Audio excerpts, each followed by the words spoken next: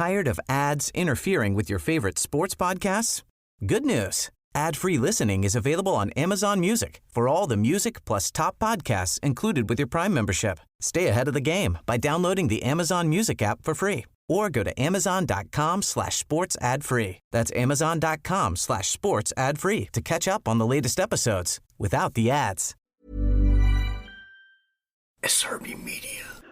Hello, Gabby. Hello, John, and welcome all to a chapter of my life with author John Hellier. How are you? Hello, Gabby. I'm fine, thank you. Yourself? Good. It's been a while since we spoke last.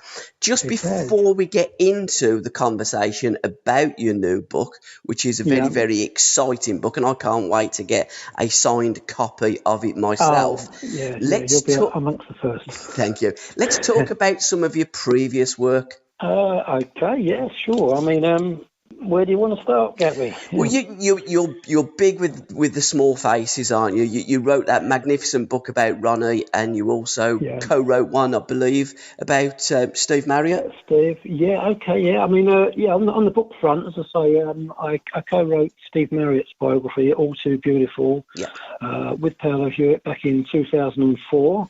There's a new edition of that out later this year with some additional material, which is very interesting. Ronnie's book, Can You Show Me a Dream? That was just 2 or 3 years ago, again with Paolo Hewitt, and pretty successful. In between those two books, there was a collaboration with Paul Weller on a Small Faces book called Here Come the Nice, a biography on Peter Meaden, ace face mod from the 60s, the guy that was famously sold to Who's contract for £500, and Darling's a Whopping Wolf Small Faces book. I was responsible for 40 issues of fanzine, which went out worldwide, and it's a 400-page sort of best of.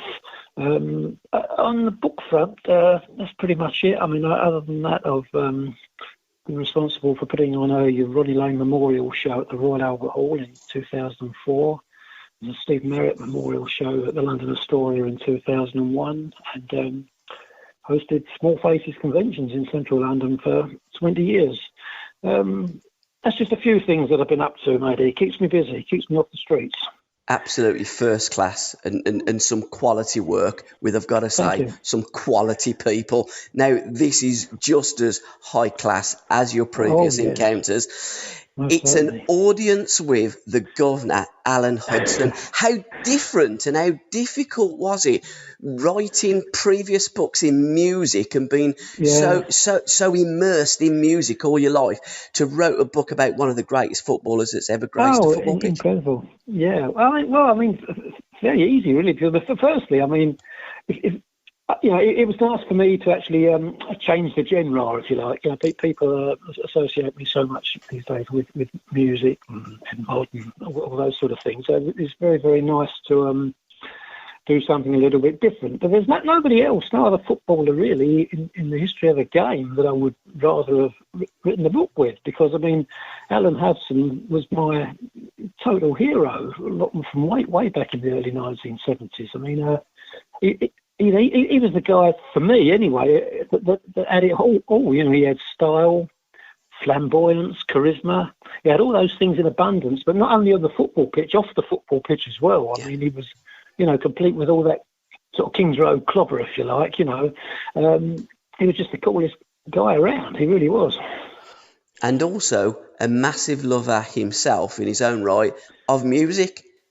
Oh, he loves music. Yeah, I mean, things that how I got involved with Alan, a bit ironic, really, because I was so in awe of this guy. I really was. I mean, going way back again, sort of, almost half a century ago now. I remember doing. I've always been an Arsenal supporter. Yeah.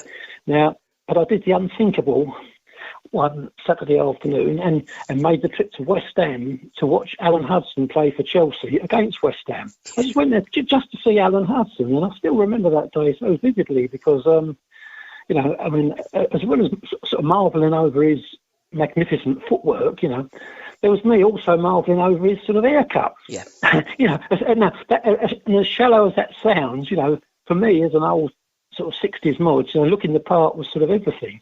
And Alan Hudson, was everything. Really. He really was. He was so hip, and he looked every bit as cool as any sort of rock star from that era. He really did. So he was always there, if you like, at the top of my list of people that I would love to meet. And fast forward sort of 30 years or so, when I was hosting a book launch for the Steve Marriott book, actually, in 2004 in London's West End, a good friend of mine, a guy called Dean Powell, attended the book launch, and he got a message to me. I mean, the venue it's only a small venue, but it was actually packed to the hill, and I was actually flying about, signing books, talking to the press, and then I was really up to my neck in it. But Dean got a message to me to say that he was in the building, and he was with his mate, an ex-footy star, Alan Hudson. I thought, wow, really, as I say, the excitement of that evening, really sort of, travelled. But anyway, by the time I could get away from all the things that I was doing, Dad left. I never saw him. I never met him. I was absolutely gutted. I really, really was. And that was it. Then I fast forward another 15 years or so, and another very good friend, Lewis Griffiths, who you know very well, who's actually, the publisher of this book, and he really is, publisher extraordinaire. And he rings me up and tells me that he's meeting an ex-footy star in a West London boozer, and would I like to go along? Who is it, I asked? Alan Hudson. Would I what? I mean, absolute no-brainer, mate. I mean, I was there like a flash. I mean, whatever I had planned for that day, would have been dropped. I could, having missed, that golden opportunity at my book launch, I wasn't going to make the same mistake again. And that afternoon, I think, 2017, a couple of years ago now, anyway, we met in Alan's favourite pub with the Golden Lion in Fulham, and met my hero, and as I say, a friendship was merged pretty much there and then. I mean, I tell you what, Gabby, I mean, I sat there mesmerised by his sort of wonderful anecdotes and stories of his life adventures. I mean, he's a natural storyteller, as you well know. I mean, I'm preaching to the converted here, and you've had Alan on your show so many times. I mean, the stories were absolutely awesome. And the thing is, as you well know, there were lots of highs and lots of lows, in his life and career, but everything, that came out of his mouth was sort of both insightful and incredibly entertaining, I mean, and also controversial, but entertaining. The guy had and still has, this sort of charisma and bucket loads. And, I was just totally absorbed by all these great stories. I mean, he really had me in stitches that afternoon, and we went out lots of times after that. And I think it was that second, third, fourth time sort of I met up with Lewis and Al in the pub, and the idea for the book came about, because I mean, it would have been lovely to have written his biography, but that had already been done, and Al had done it himself. And so it was decided really between Lewis, myself, and Al to take a different approach. And I've been on this book about 15 months now, but I mean, it's mainly just editing it all together, really, because I mean, all the stories are Al's, out of Al's own mouth, and yourself, wonderful, wonderful, wonderful stories. And the thing is, it's the book. It's a 300-page book, but it's just a collection of great stories, and there's lots and lots and lots of different chapters, and they all sort of stand on their own, if you like. And you don't. It's not a book that you need to read from start to finish. You can just pick it up, flip through, and pick out a story and read it. They're all just random stories, but absolutely. I don't know. Sometimes I'm sitting here 2, 3 in the morning working on the book, and I'm laughing out loud, all to myself.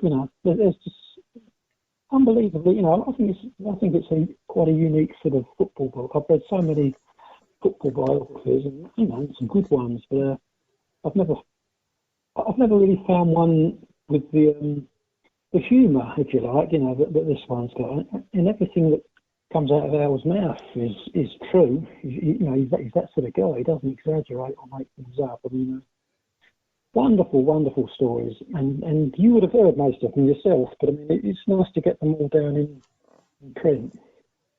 Yeah, I mean, we've done quite a few shows together, Alan, myself, and I do work quite closely with him. We covered his career, Hood at 50, and from his debut on the 1st of February 1969. Yeah. So yeah, you're right, it was 50 years ago, and we do another one, My Life, My Music, because of Alan's love for music.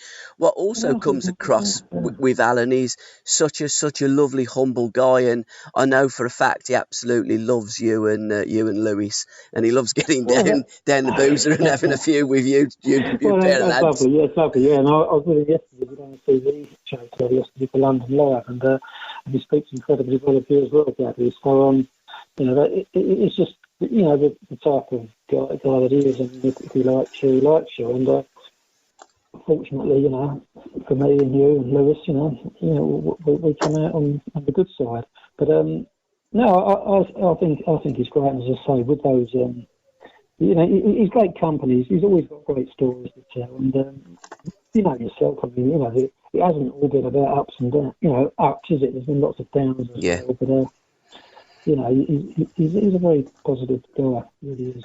Any favourite Alan Hudson stories that you've got in the book? Is there anything that just pings out and hits you? And one, as you say, with Alan, it really is a kind of a life story of pain and glory. And I've said to Alan, you must be the most unluckiest genius I've ever known.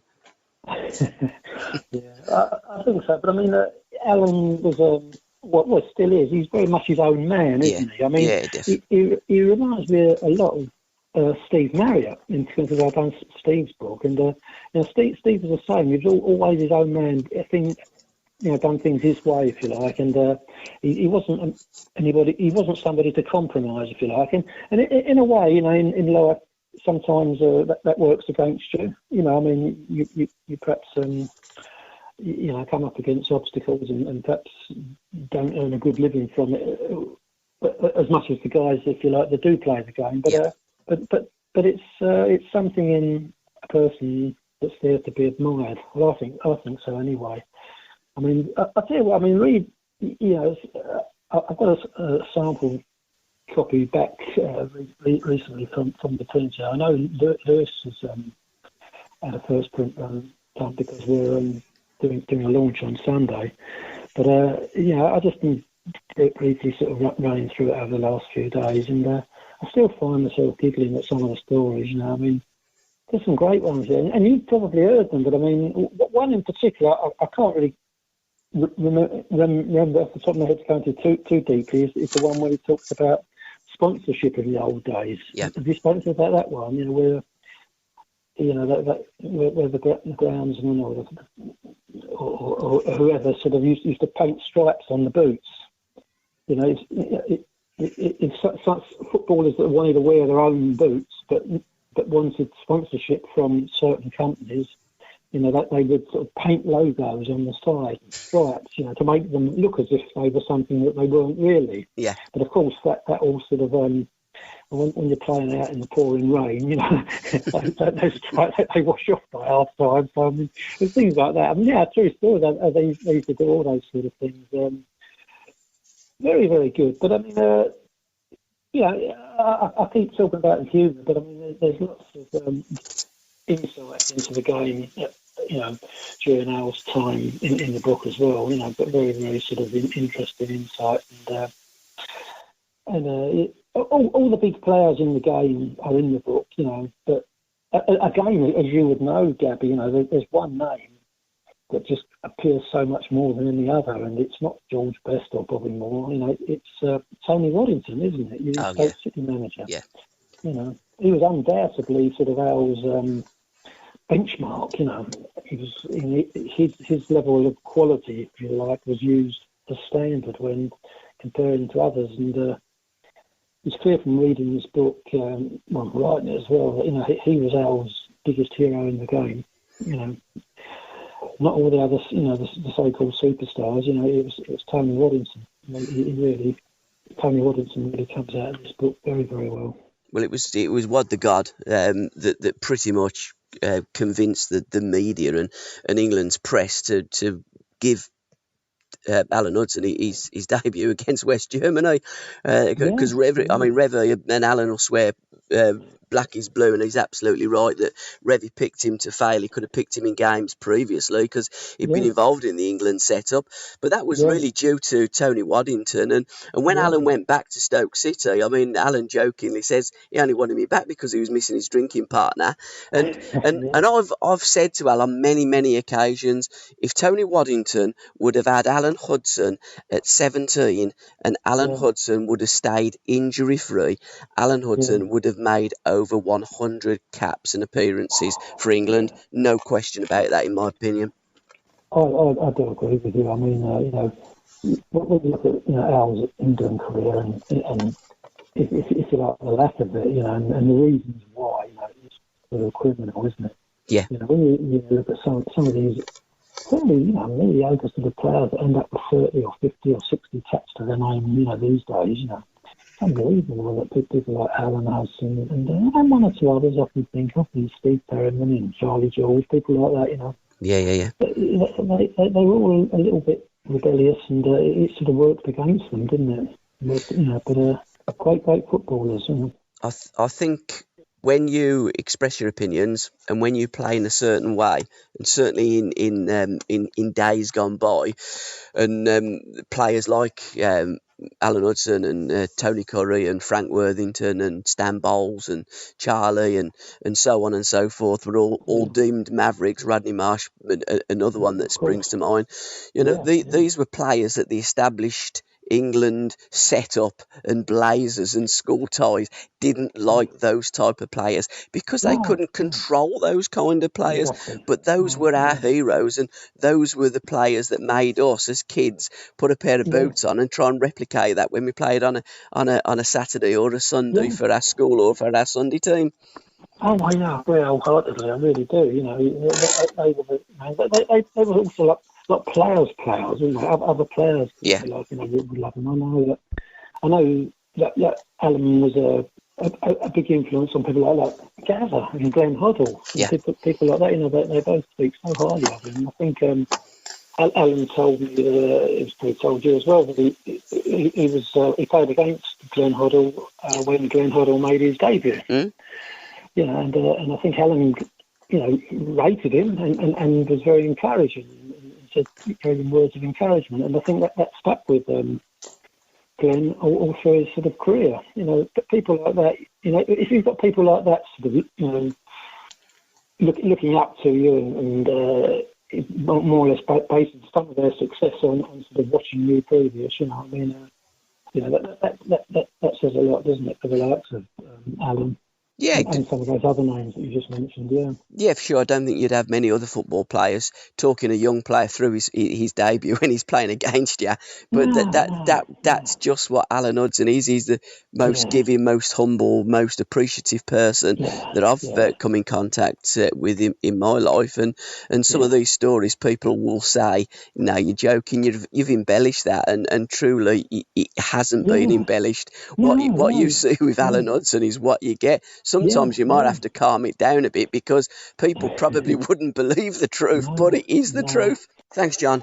All the best with the book, which is being launched on Sunday, the 18th of August at the Chelsea Pensioner Pub, Fulham Road in Chelsea.